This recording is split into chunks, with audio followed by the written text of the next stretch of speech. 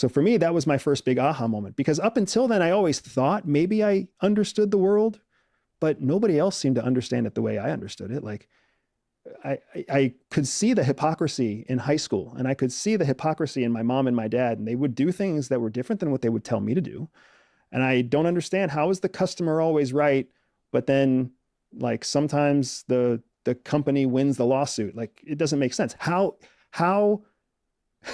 how is there a legal structure, but criminals don't go to jail in if there's a legal structure? Like I remember seeing it all and thinking that it didn't make sense, but never actually being confident enough to say anything about it because it was a secret and I didn't feel comfortable sharing that secret.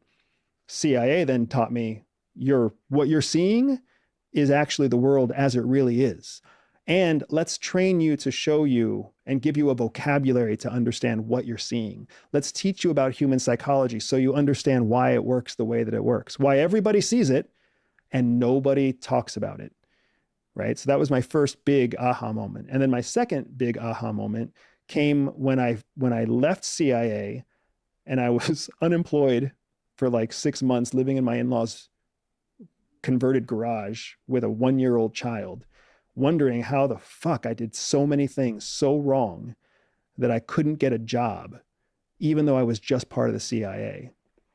And in that time, feeling like just the world's biggest loser, the only skill that I could lean on was what the CIA had taught me to do. So then I lied my way into a Fortune 10 company, and all of a sudden I wasn't a loser anymore.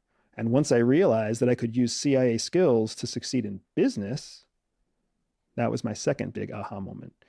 So now everything I see through a lens of CIA skills in a business world. Perception versus perspective was one of the other things that I've heard you talk about